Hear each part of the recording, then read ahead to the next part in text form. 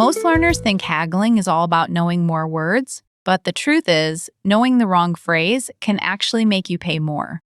Today, Leo's going to learn 3 simple sentences that will change the way you bargain forever. Hey everyone, welcome to Speak Like a Native. I'm Maya. And I'm Leo. Let's get into it. All right, Leo, I have a question for you.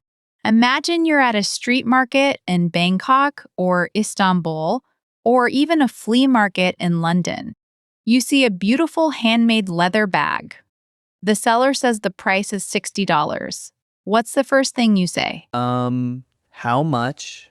Or maybe, is that the price? Exactly. And that is exactly what 90% of learners say. And it's exactly what marks you as a tourist, and not in a good way. Wait, really? I thought asking how much was just normal. It is normal, but it's also the most common mistake learners make. Here's the thing. When you walk up and just say how much, you're giving the seller all the power. They know you're interested, they know you don't know the local norms, and they know exactly what price to quote you. Oh, wow. So I've been doing it wrong my whole life.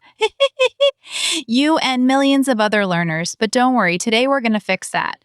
We're going to learn 3 phrases that native speakers actually use when haggling. And here's the best part, they're all polite, they're all easy to remember, and they all put you in a much stronger position. I am so ready for this. What's the first one? The first phrase is that your best price? Is that your best price? Yes. Say it again. Is that your best price? Perfect. Now, this is a magic phrase because it does something very clever. It doesn't say, this is too expensive directly. It doesn't attack the seller's price. Instead, it politely asks, is there room to move? And 9 times out of 10, the seller will either say, I can do it for 55, or at least they'll give you a hint about whether there's flexibility. So instead of how much, I say, is that your best price? Exactly. Let me give you 2 real-world examples. Example 1. You're at a market in Mexico, looking at silver earrings. The seller says, $30. You look at the earrings, you look at the seller, and you say, is that your best price? Watch what happens. The seller will probably say something like, for you, 25. Done. You just saved $5 with 1 sentence. That's amazing. What's example 2? Example 2. You're at a vintage clothing market in Brooklyn. You find a denim jacket. Price tag says $80. You say to the seller, is that your best price?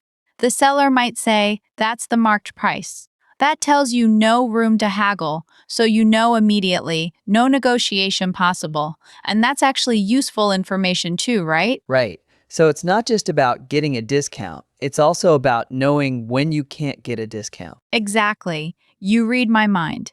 And that's one thing I want our listeners to understand today. Haggling isn't always about forcing the price down. Sometimes it's about getting information.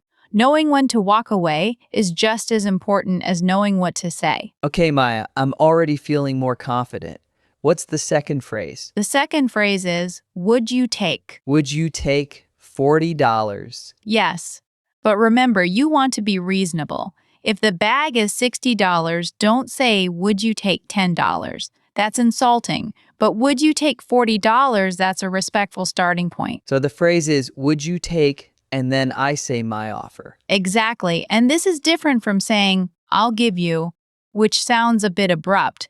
Would you take is softer. It's a question. It invites a conversation. Let me give you 2 examples. Example 1, at a market in Turkey, the seller says, this carpet is $200. You say, would you take $150? The seller might come back with $175.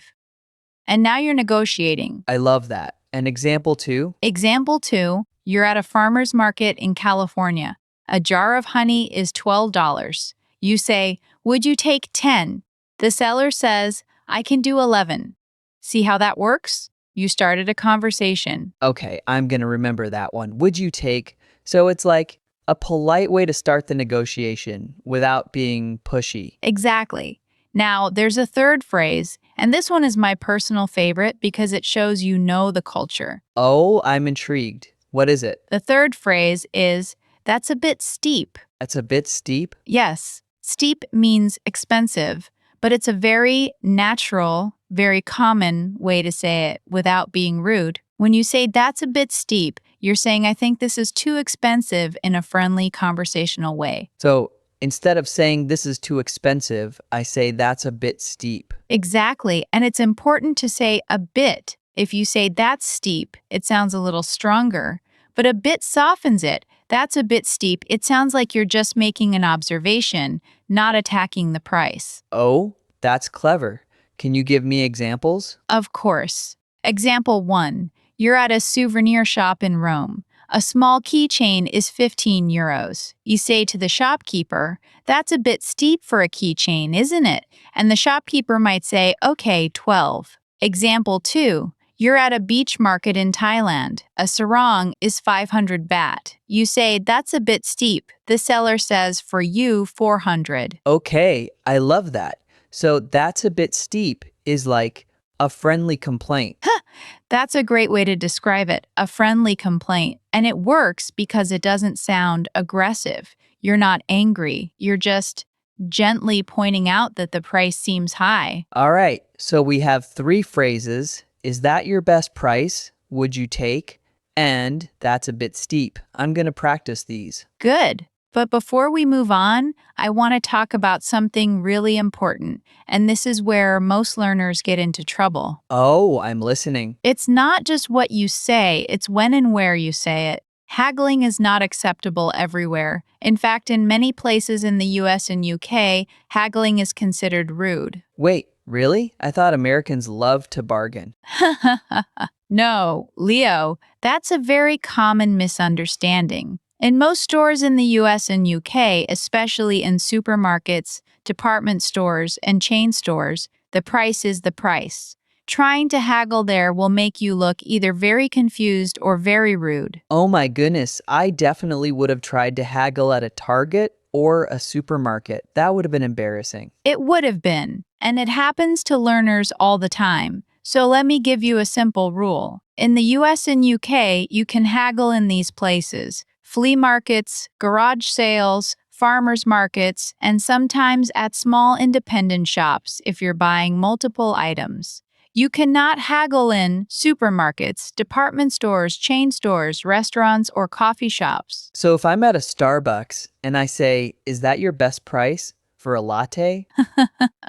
The barista will look at you like you have 3 heads. It's not a thing. In those places, you pay the listed price, period. Got it. So cultural context is everything. Exactly, and that's why I love teaching this. It's not just about vocabulary, it's about understanding how English-speaking cultures work. Let me give you another cultural tip. When you do haggle in a place where it's acceptable, always smile. Always be friendly. Haggling is a conversation, not a fight. If you act aggressive or annoyed, the seller will dig in their heels, but if you smile and use these phrases with a warm tone, it works much better. So the tone is just as important as the words. 100%. Now, here's the part that surprises most people. Did you know that in the UK, haggling is actually more common at house sales than at markets? Really? Really, in the US, you haggle for houses, cars, and sometimes electronics, but at markets, it really depends.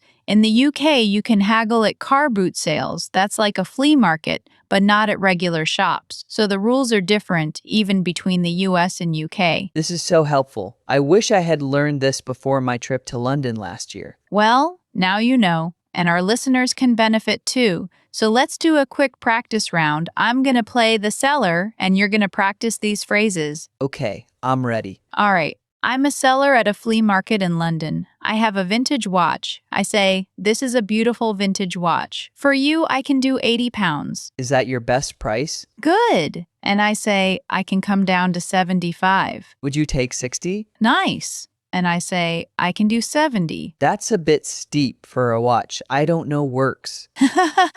That's a really natural response. You combined that's a bit steep with a reason, and that's actually the advanced move. When you add a reason for a keychain for a watch I don't know works, it makes your haggling sound even more natural. Oh, adding a reason.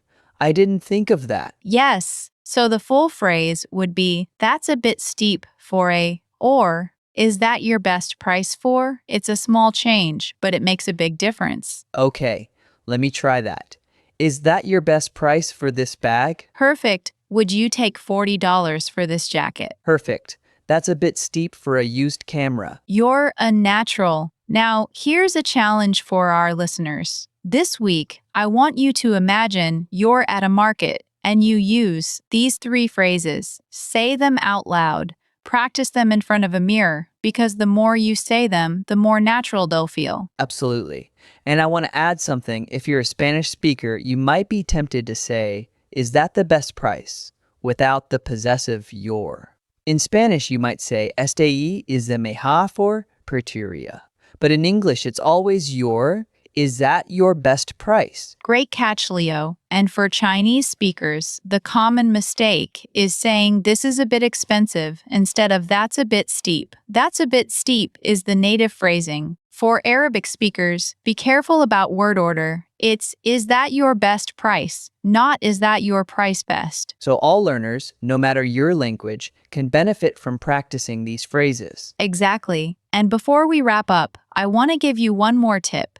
If you want to sound like a true native, combine 2 of these phrases in one sentence. For example, that's a bit steep. Is that your best price? Or, would you take 50? That's a bit steep for me. Oh, that sounds much more natural. It does, and it shows the seller that you're comfortable with the language. You're not just a tourist reading from a script, you're having a real conversation. All right, Maya, I'm going to use these next time I'm at a market.